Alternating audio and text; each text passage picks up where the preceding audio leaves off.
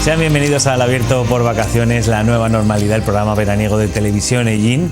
Hoy vamos a hablarles de empleo, de trabajadores, de los datos del paro, de cómo está funcionando esta crisis dentro de la crisis sanitaria del COVID-19, también la crisis económica que está afectando a algunas empresas, a algunos trabajadores, y les hablaremos de toda esta situación, también de los datos del paro de nuestra comarca, de Campos de Ellín, del pasado mes de junio, y por eso tenemos con nosotros a Javier González. Él es el secretario general de UGT en la provincia de Albacete. Muy buenas. Buenas. Bueno, cuéntanos un poco a nivel comarcal, provincial, ¿cómo veis desde el sindicato UGT que está afectando esta crisis que va vinculada también al COVID-19? Bueno, la crisis económica que ha sido provocada por la crisis sanitaria del coronavirus, pues evidentemente ha tenido un impacto importante en la economía. Bien es verdad que nosotros hemos siempre apostado porque las medidas que se pusieran en marcha por los distintos gobiernos pues miraran a la cara a las personas y estuvieran o tuvieran como objetivo a las personas, en este caso, dando la protección necesaria y estableciendo herramientas como los ERTEs que han estado funcionando, están y deben seguir estando en marcha para amortiguar de alguna manera el impacto que tiene sobre las empresas y sobre el empleo. Sin esta herramienta muchas empresas no hubiesen podido mantener las plantillas que actualmente tiene, ni hubiesen podido tener una perspectiva a futuro, o hubiésemos enfrentado expedientes de regulación de empleo, hubiésemos enfrentado concursos de acreedores, y creo que es una de las herramientas que en el seno del diálogo social con el gobierno pues se han puesto en marcha de forma muy acertada. Evidentemente hay colectivos, hay empresas que están haciendo un uso fraudulento de esta herramienta y que nosotros estamos muy pendientes de que esos menos pues no afecten a la mayoría, porque esa herramienta a priori está hasta el 30 de septiembre, pero que nosotros vamos a seguir trabajando porque se extienda lo necesario para dar cobertura a esas empresas y a esos trabajadores para que puedan reactivar sus actividades productivas y reincorporarse a su puesto de trabajo con garantías. Creemos que es muy importante. El desempleo ya hemos visto que esa herramienta ha incidido directamente, que la destrucción de empleo ha existido, pero a no los niveles que en principio pues todos teníamos. Si no ha sido una caída del empleo moderada, y estamos viendo cómo se están reincorporando los trabajadores a sus empresas porque se ha recuperado la actividad de cada una de ellas. Javi, decía el presidente del gobierno, cosa que también te he escuchado decir a ti en alguna rueda de prensa, que no hay que dejar a nadie atrás, que no se va a dejar a nadie atrás, decía el presidente del gobierno. ¿Ha sido así? Sí, bueno, el objetivo es ese. Todavía estamos inmersos en esta crisis. Desde los distintos gobiernos se han puesto en marcha muchas medidas de protección social y la medida más importante es el ingreso mínimo vital, que era una demanda de los sindicatos de clase, que además promovimos una iniciativa legislativa popular hace muy poquito tiempo, porque entendíamos que se debía dar la cobertura necesaria a las familias para que pudieran soportar la situación de crisis económica en la que nos íbamos a asumir. Entonces, por primera vez, las ayudas y las medidas mayoritariamente que ha puesto el Gobierno de la Nación, el Gobierno de la Autonomía, va dirigida a las personas, no como en la crisis de 2008, que vimos que todos los recursos que se destinaban, o la mayoría, iban dirigidos al capital, a las grandes corporaciones, y entendíamos que ese no era el modelo en el que teníamos que fijarnos, sino todo lo contrario. Hay que mirar a la cara a las personas y hay que establecer las medidas necesarias para que nadie se quede en el camino. Evidentemente queda mucho trabajo por hacer porque la crisis todavía no ha sido superada. Hay que ser muy cautos, hay que atender todas las sugerencias de la autoridad sanitaria en este caso, porque no la hemos superado. Ni hemos superado la sanitaria, ni hemos superado la económica. Entonces hay que ver cómo va evolucionando el mercado.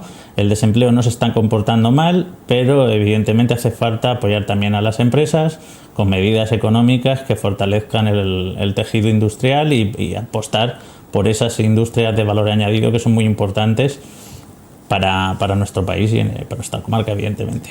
Has hablado del ingreso mínimo vital. Una de las grandes críticas es que la gente con ese ingreso que perciben dejará de buscar empleo. ¿Es así?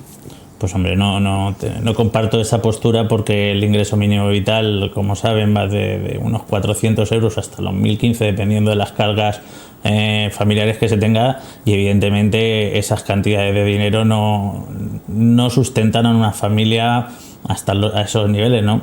Todo lo contrario, es una ayuda, es un aporte, es un apoyo para que esas personas no se queden en el camino, puedan cubrir los recursos básicos que necesita una familia para el día a día, y desde luego creemos que es fundamental ese tipo de ayudas para que las personas pues no se queden en el camino y puedan reactivarse laboralmente, económicamente, y puedan otra vez reincorporarse al mundo laboral, que es lo que la mayoría de las personas queremos, ¿no? Ganarnos el sueldo con nuestro trabajo y desarrollarnos profesionalmente, que al final pues redunda también en la persona, que es lo importante. También esa iniciativa, ¿no? Está impuesta en otros países que son de tradición más liberal que España, ¿no? Y está funcionando y no la critican tanto seguramente, ¿no? Como aquí en España. Sí, aquí en España es que estamos en una situación, pese a ser muy delicada, donde todos deberíamos estar mirando en la misma dirección y apoyando, pues parece que el nivel de crispación es enorme, ¿no? Y además es incomprensible. Hace unas pocas semanas éramos capaces de revertir esa situación en Albacete con ese pacto por Albacete, donde todas las fuerzas políticas, económicas y sociales éramos capaces de ponernos de acuerdo para sacar a Albacete adelante. Aquí en Ellín se está trabajando en la misma dirección, y desde luego creo que esa es la dirección correcta, ¿no? Ese nivel de crispación y ese ingreso mínimo vital es una herramienta que, como has dicho, está funcionando en otros países sin esos niveles de crítica, y lo más importante, está dando soporte a esas familias que por una situación por la que pasamos, una crisis económica, una situación coyuntural, pues tienen esos ingresos asegurados que les permite pues no perder la posibilidad de seguir realizándose y cubriendo los gastos básicos que tiene una familia. Creo que era fundamental, ha sido un paso muy importante, y además ha sido apoyado, excepto por Vox, por el resto de partidos, ¿no? No creo que esté tan mal orquestada esa medida, sino todo lo contrario. Todas las ayudas que vayan dirigidas a las personas creo que son importantes y máximas en un momento como el que estamos pasando. Ese pacto por la recuperación social y económica, que presentabais una batería de medidas que tuvo un gran apoyo, ¿no? en Albacete, en Ellín será diferente. Háblanos un poco de esas medidas que presentasteis en Albacete y si hay alguna modificación, si se podría llevar a cabo aquí en Ellín. Sí, en Ellín se lleva trabajando en esas mesas para elaborar, además los distintos colectivos que hemos participado, hemos hecho nuestras propuestas que afectan desde el comercio, con las propuestas de cerrar las calles a determinadas horas para favorecer que hostelería pudiera disponer de más mesas, de terrazas, hasta esa ayuda directa al comercio, hasta el fortalecimiento del servicio de empleo de los ayuntamientos, el fortalecimiento de servicios sociales para gestionar todas las ayudas que se han puesto en marcha desde las distintas administraciones. Era fundamental, pasando por medidas sanitarias para frenar la pandemia, que considerábamos que era fundamental que los ayuntamientos se implicaran a esos niveles. Aquí en Ellín falta el último paso. Las distintas organizaciones que participamos de carácter social, como sindicatos, empresarios, partidos políticos, pues creo que falta el último empujón para que podamos presentar ese documento que ya está ultimado y recabar los máximos apoyos, que es lo fundamental. La gente nos demanda, y demanda sobre todo a los gobiernos y a los partidos políticos, unidad frente a una crisis tan importante como la que estamos pasando, y no crispación. Creo que la concordia es el elemento que tiene que ser común ahora mismo a la vida política y social de una ciudad, y creo que esa es la línea que se debe seguir, y no la de la crispación. Ya habrá tiempo para pedir explicaciones, ya habrá tiempo para que quien tiene la responsabilidad de gobernar dé las explicaciones necesarias y se le exija las cuestiones donde no ha sido tan diligente como hubiese sido, pues responsabilidades. Pero en este momento lo más importante son las personas, porque no debemos perder la perspectiva. Hay muchas personas que han fallecido, hay muchas personas que lo han pasado muy mal. Y desde luego lo que sí que ha quedado patente es que la necesidad de tener unos servicios públicos fuertes, bien dotados de personal, de medios y protegidos, porque ellos son nuestra defensa como ciudadanos y lo han demostrado. Creo que en eso sí que tenemos que tener la mente muy clara, y desde luego no solo el apoyo que se ha mostrado en la calle, que era fundamental, sino el apoyo a esos servicios públicos para que después pues no sufran los recortes de esa crisis económica que por desgracia hemos visto anteriormente. Hacéis una fuerte crítica, ¿no?, a las residencias, a esa privatización, ¿no?, de las residencias, los fondos buitre que reivindicáis, ¿no?, que sean públicas. Sí, evidentemente las residencias es una asignatura pendiente y ha quedado manifiesto que la gestión que se hace de las residencias no es la adecuada y deben pasar a ser gestionadas directamente por los gobiernos, dotándolas de las medidas necesarias, a la vez que mejorando las condiciones laborales de los trabajadores y trabajadoras que prestan servicio en esas residencias. Actualmente rondan el salario mínimo interprofesional y están afectos por un convenio a nivel estatal de residencias privadas que deja mucho que desear. Y evidentemente no puede ser una inversión de un fondo buitre, de un fondo de inversión, una residencia de mayores, porque no debe ser un negocio, sino un servicio a nuestros mayores que han dado la vida. Además, la generación que ha sido más castigada ha sido precisamente la generación que impulsó este país y nos colocó donde estamos hoy, ¿eh? Si tenemos lo que tenemos y disfrutamos de nuestros servicios públicos y de lo que tenemos actualmente, ha sido por esa generación que ha sido tan dañada. También algo que nos ha venido, que hemos aprendido, que ha imperado un poco, ya que España puede ser del mundo desarrollado quien más atrasado estaba, ha sido el teletrabajo. ¿Cómo lo veis? ¿Creéis que se debe de mantener, que tenemos que adaptarnos más, aunque no haya crisis sanitaria, ¿no?, y que el teletrabajo esté más extendido? Sí, bueno, la revolución industrial, las nuevas tecnologías se han venido para quedarse, y el teletrabajo pues es una modalidad que ha venido para quedarse. La vamos a ver y la vamos a disfrutar o a sufrir. Lo que sí que es verdad es que se tiene que regular, y en eso estamos ya trabajando. Ya se está trabajando con el gobierno para sacar una regulación específica para el teletrabajo, porque sí que hemos comprobado en estos meses de confinamiento que las jornadas laborales se extendían enormemente de las personas que estaban prestando servicio en esa modalidad, en teletrabajo. No se cumplían los tiempos de descanso, no se cumplían los tiempos de trabajo y prácticamente las jornadas eran pues enormes, ¿no?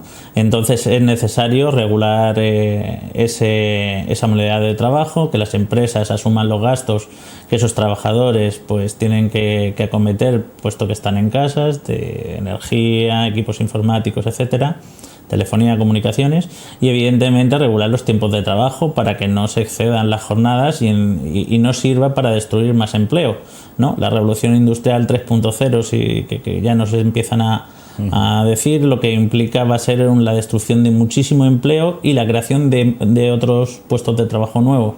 Pues evidentemente hay que equilibrarlo, ¿no? Las máquinas no pueden sustituir a las personas, pueden facilitar el trabajo a las personas, pueden hacernos la vida más fácil, pero desde luego no podemos dejar de prestar servicios y de mantener el empleo en nuestro país y en el mundo en general. ¿Qué medidas o cómo pensáis que se debería de llevar esa asunción de gastos por parte de las empresas que tengan trabajadores teletrabajando, de gasto energético, de luz, etcétera, etcétera? ¿Cómo debería de ser? ¿Hay un porcentaje general que se podría subir en el sueldo, o se debería de individualizar por trabajador, o depende del sector en el que se trabaje? ¿Cómo lo planteáis? Pues hombre, ya te digo que se está elaborando y se está negociando con la empresa, pero evidentemente esos gastos, igual que los gastos actuales cuando hacemos kilómetros o cuando tenemos que comer fuera de casa, lo asume la empresa y se imputa como gasto en nuestra nómina, pues estos gastos deberían ser igual de imputables como gasto, no tributar, ser un complemento no salarial que cubriera los gastos que generamos, de gastos energéticos, comunicación, incluso equipos informáticos y plataformas que se están utilizando. Ese al final no es un incrementar el gasto a las empresas, sino simplemente es cubrir unos gastos que no los han tenido en sus sedes donde prestan el servicio de forma normal. Entonces creo que por ahí debería ir la línea en la que se legislara, y evidentemente controlando mucho los tiempos de trabajo y cumpliendo las jornadas para no exceder en las mismas.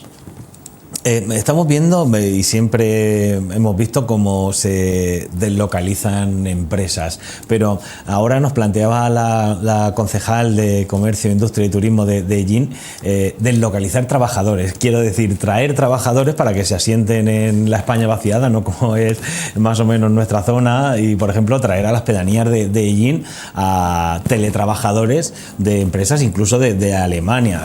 ¿Cómo lo valoráis desde UGT? Pues no sería una mala idea. Además, la calidad de vida de esos trabajadores que viven en las grandes ciudades mejoraría notablemente. Para ello es fundamental mejorar las comunicaciones, disponer de una banda ancha adecuada para que se puedan utilizar las plataformas, pero no me parece una mala idea. Además, cubriríamos una doble vertiente, ¿no? Mejoraríamos la calidad de vida de esos trabajadores que tienen un nivel de estrés muy grande y que las ciudades pues tienen esa repercusión al igual que la contaminación, y podríamos pues empezar a llenar esa España vaciada, dándole vida a nuestros pueblos y fomentando el consumo en el comercio de proximidad también. Evidentemente hay mucha gente que optaría por irse a vivir a los pueblos y dejar las ciudades y poder teletrabajar desde su casa tranquilamente. Además, los alcaldes de nuestros pueblos, los más pequeños de la comarca, nos están diciendo cómo notan que han venido mucha gente que quizás son hijos o nietos de las personas que se fueron en los 60 y están notando un repunte de habitantes que han llegado ahora, pues quizá, ¿no? Porque es más segura la España despoblada. Pero vamos a continuar hablando de empleo y sobre todo del empleo de nuestra comarca. Los últimos datos del paro en los últimos meses después del confinamiento, Javi, a nivel general, ahora veremos una gráfica, si me gustaría que tú las analizaras, pero ¿cómo lo habéis visto desde UGT? ¿No ha sido tan duro el golpe como quizás esperaba? No ha sido tan duro, esperábamos, la verdad, que éramos más pesimistas en esas previsiones que nosotros teníamos, donde creíamos que sí que el impacto iba a ser mucho más grande y que el desempleo iba a crecer notablemente.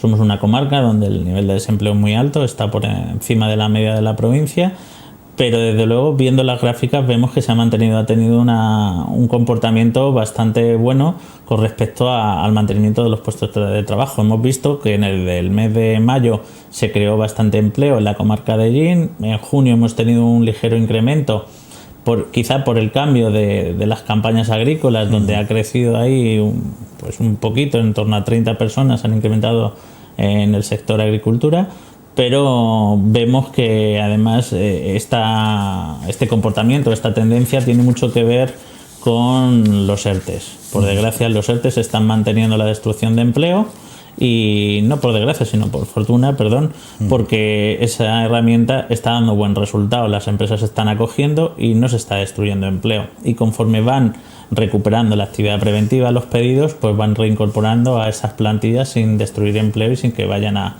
esas tasas de desempleo a incrementarse.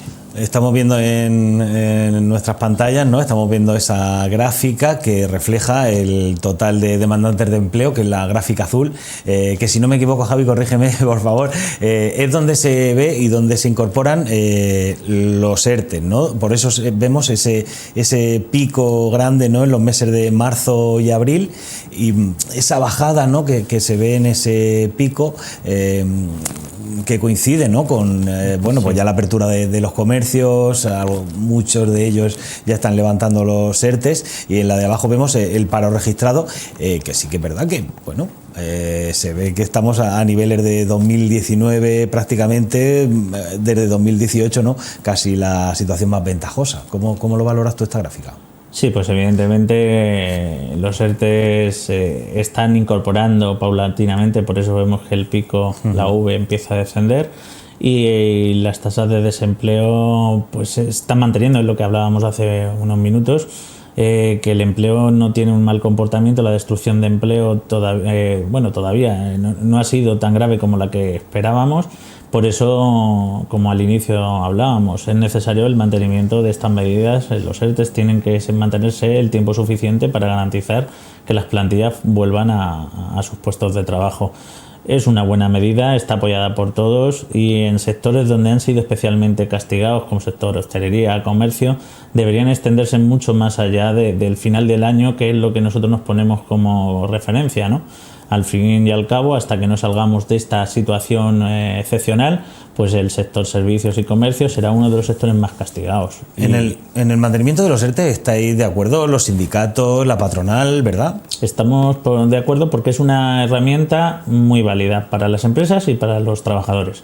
Las empresas en esta situación no hubiesen podido, cuando hay una caída de actividad por una pérdida de pedidos, no hubiesen podido mantener esas plantillas, hubiesen tenido que ir a expedientes de regulación de empleo y en los casos más extremos incluso a concursos de acreedores porque no hubiesen podido superar esa situación de crisis. El ERTE lo que te permite, además, ha sido no solo quitar la carga salarial, sino también los costes sociales, los seguros sociales que han sido en el caso de los ERTE de fuerza mayor, pues afrontados por la propia Seguridad Social, ¿no? Bonificados. Entonces creemos que es muy importante esta medida, esta herramienta, y está dando buenos resultados y es una obviedad. ¿Y a qué se debe que nuestra comarca tenga una media superior en cuanto a los índices de paro que dentro de la provincia en general? Quizá no tenemos una industria muy desarrollada y somos muy agrícolas. Evidentemente, bueno, las distintas comarcas de Albacete tienen un carácter agrícola muy notable, ¿no? Pero bien es verdad que allí hemos sufrido distintas crisis a lo largo de la historia y no hemos sabido reconvertirla, ¿no? La crisis del esparto, la crisis del textil y claro, necesitamos un tejido industrial más fuerte, necesitamos empresas más sólidas y necesitamos un tejido industrial mucho más numeroso, ¿no?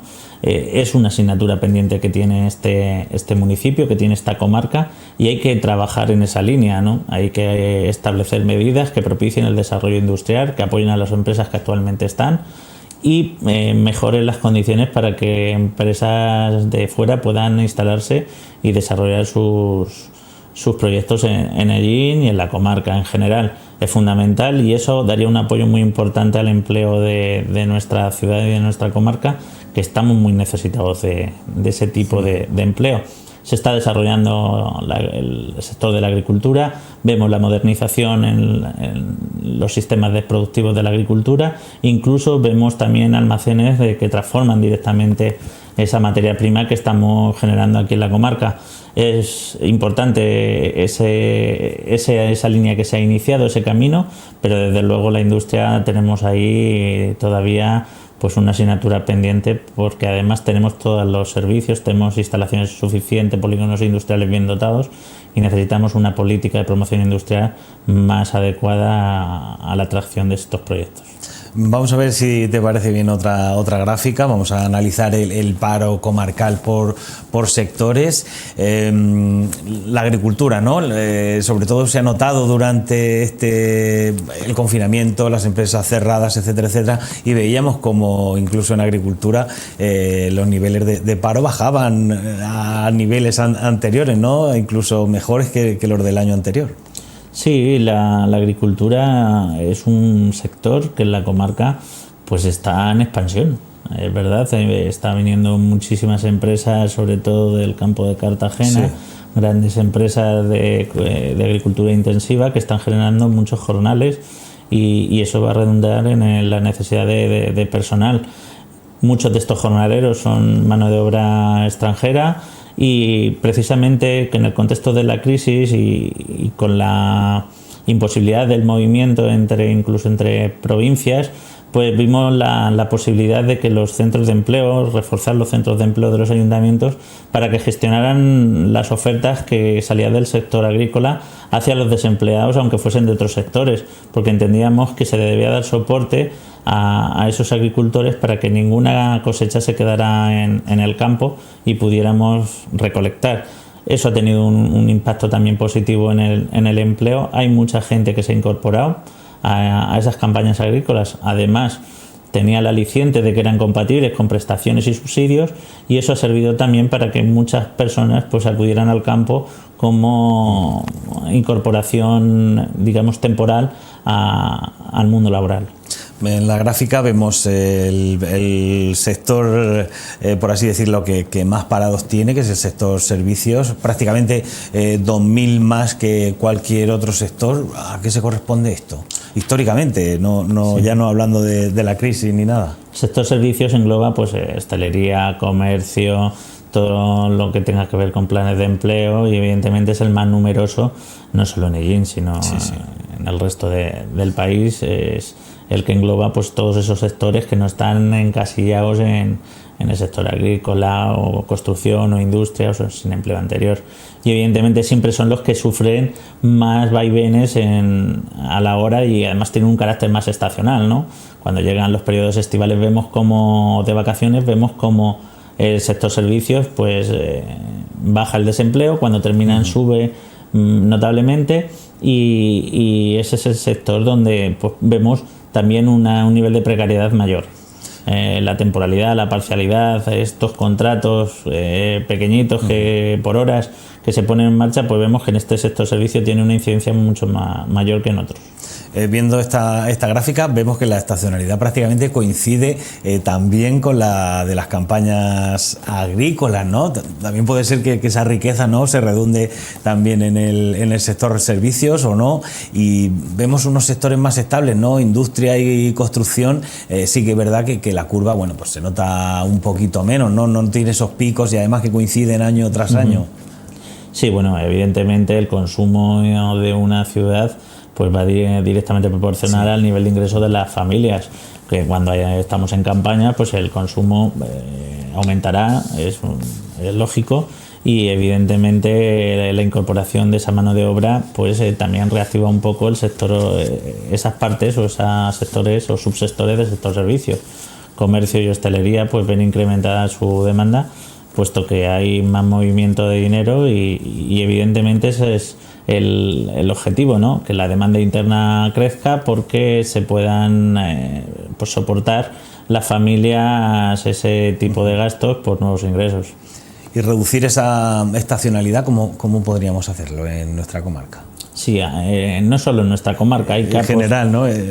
Claro, hay que apostar por el empleo estable y de calidad. Hay que derogar la reforma laboral del 2012 porque ha generado empleo precario, empleo a tiempo parcial, empleo temporal. Casi el 90% de los contratos que se hacen son contratos temporales, y muchos de ellos a tiempo parcial o por horas. Entonces, evidentemente hay que cambiar la legislación laboral, hay que derogar la reforma laboral y hay que establecer medidas que apoyen el empleo estable y de calidad, empleo que tenga salarios dignos, que pueda desarrollar un proyecto vital un trabajador con su sueldo y no tenga la necesidad de estar empleado para tener unos ingresos mínimos que le permitan subsistir. Ahí esa es la línea que nosotros como sindicato nos hemos marcado, y esas son las exigencias que le estamos haciendo llegar al gobierno, que es de forma imperante, ¿no? De forma inmediata se debe derogar la reforma laboral, porque eso lo ha traído a la clase trabajadora pues la pérdida de derechos y la precariedad. Cuestión que, si queremos mejorar el consumo interno, si queremos mejorar como a nivel económico como sociedad, pues tenemos que mejorar los ingresos de las familias vía empleo, y además una persona que no tenga estabilidad en el empleo no puede acometer proyectos a más largo plazo, no puede invertir en una vivienda, no puede hacer inversiones más grandes, ¿no? Tiene que acometer la vida al día a día. Por eso apostamos por este tipo de empleo, que sea de calidad y con derechos, que es fundamental. Además, está comprobado que redunda en los sistemas productivos. Un trabajador que es indefinido, que tiene una perspectiva a futuro mucho más larga que un trabajador que tiene un contrato temporal, pues el nivel de productividad es mucho mayor y el nivel de calidad en su trabajo es mucho mayor, y repercute en los beneficios de las empresas. Creo que ese factor no lo están teniendo en cuenta. Y también, ¿habéis notado problemas distintos, reivindicaciones, denuncias desde el COVID, o son los mismos problemas repetidos en toda la historia? Bueno, con el COVID, al inicio del COVID había mucho miedo por el contagio. Las medidas preventivas que se debían poner en marcha en los distintos centros de trabajo pues no eran las adecuadas, los protocolos no se habían establecido todavía, entonces tuvimos muchísimo trabajo, sobre todo al principio, para que las empresas pusiesen en marcha los protocolos, que se cumplieran los protocolos de limpieza, higiene, medidas de protección colectiva, medidas de protección individual. La escasez de ese material también acentuó el nivel de intranquilidad, y el objetivo fundamental que teníamos era hacer que los centros de trabajo fueran seguros, que todos los trabajadores tuvieran las medidas de distanciamiento social, de organización del trabajo como medida colectiva para evitar el contacto entre personas, los EPIs que eran tan famosos, las mascarillas, y que además escaseaban, lo vimos en los centros sanitarios donde los equipos de protección individual pues eran escasos y algunos no eran adecuados. Ahí centró en la primera parte de la pandemia, centró el mayor número de consultas. Evidentemente después se añadieron también los contratos temporales que se cortaron por motivo del COVID y no se incluyeron en ERTES, cuestión que algunas empresas hicieron, y sin embargo podían haber incorporado esos trabajadores a los ERTES y haber reactivado su contrato temporal a la finalización del mismo, y no se hizo. Entonces atendimos todo ese tipo de consultas y evidentemente seguimos trabajando en la necesidad de tener unos servicios, unos centros de trabajo seguros y saludables.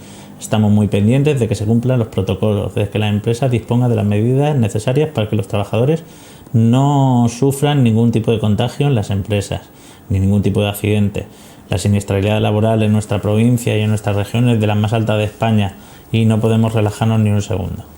Me parecía demoledor un dato que se remarcaba, ¿no? Que había un porcentaje de trabajadores que habían ido con los síntomas compatibles del COVID a trabajar.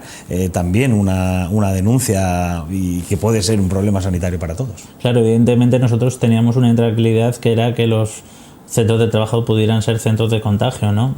Sobre todo cuando al principio no se hacían las pruebas a los trabajadores con síntomas, simplemente se les aislaba, pero habían tenido contacto con otros trabajadores que no sabían si esa persona estaba contagiada o no, ¿no? Entonces había mucha gente que había ido a trabajar, que después había sido confinada una vez que había hecho la consulta vía telefónica o con el número de teléfono que el gobierno puso en marcha. Y ahí sí que se creó una especie de totum revolutum, donde la gente tenía mucho miedo, no sabía con certeza lo que estaba pasando, porque en caso de que se confirmara ese positivo, pues había un protocolo específico de sanidad, que se debía cerrar el centro de trabajo, se debía desinfectar, se debía poner en cuarentena a todos los compañeros que habían estado en contacto con esa persona, y claro, si eso no se ponía en marcha, la incertidumbre de muchos pues era notable, y evidentemente nosotros ahí teníamos que estar apoyando a todas esas personas que nos comunicaban y nos decían que eso les estaba pasando, que no lo sabían, que había gente con síntomas aislada pero que había estado trabajando, y teníamos un miedo bastante fundamentado, ¿no? Que los centros de trabajo debían cumplir estrictamente las medidas sanitarias que se habían puesto o se habían mencionado por el gobierno, para evitar que estos centros de trabajo fueran centros de contagio, como pasó en el matadero de Alemania, ¿no? Es un caso de los que todos hemos visto en los medios de comunicación, y que ese es el riesgo que nosotros intentamos minimizar y eliminar de nuestras empresas aquí en la comarca y en la provincia. Javi, un deseo para el futuro. Pues que pase la pandemia lo antes posible, que nuestra economía soporte esta crisis lo mejor posible, que nos reincorporemos lo más rápido posible al trabajo de forma segura y saludable y con derechos, y desde luego que las políticas de los gobiernos vayan dirigidos a tener un sistema público sanitario fuerte, dotado de derechos, un sistema educativo igualmente, y un sistema de bienestar social que dé cobertura a todas las personas para evitar que nadie se quede en el camino. Creo que lo mejor que podemos hacer en este momento es salir todos unidos de esta crisis y de dotar de los recursos necesarios para que nadie se quede en el camino, que eso, como me decías antes, es una máxima, ¿no? Que como sindicato tenemos aquí, nadie se tiene que quedar en el camino, no se tiene que pagar un peaje, bastante peaje hemos pagado ya, con los centenares de miles de muertos que hemos tenido de esa generación tan importante, mayoritariamente, que ha sido afectada, que ha sido nuestros mayores, y desde luego hay que terminar con esta pandemia unidos, siendo muy cautos, llevando nuestra mascarilla, no relajándonos ni un segundo. Todos tenemos ganas de poder relajarnos, pero habrá momentos, habrá tiempo para ello, y por eso aprovecho para hacer un llamamiento a la sociedad gallinera, a toda la comarca, y es que cumplamos con lo que nos dicen, que guardemos las medidas de distanciamiento social, que llevemos la mascarilla, que extrememos la higiene, porque la mejor defensa que tenemos frente al COVID es cumplir con esas medidas que son muy básicas y que, aunque incómodas, son necesarias. Javier González, secretario provincial de UGT en Albacete, muchísimas gracias por haber estado con nosotros conversando un rato aquí en Abierto por Vacaciones. Muchas gracias. Gracias a vosotros, muy amable. Muchas gracias, Javi, muchas gracias a todos ustedes por confiar otro día más en nosotros. Ahora nos despedimos de este programa, de este Abierto por Vacaciones, la nueva normalidad, pero se quedan ahora con Abriendo Campos, con Rosana Ortiz, que hoy les mostrará todo el trabajo que realizan en Viveros El Sembrador. Muchas gracias y que sean felices.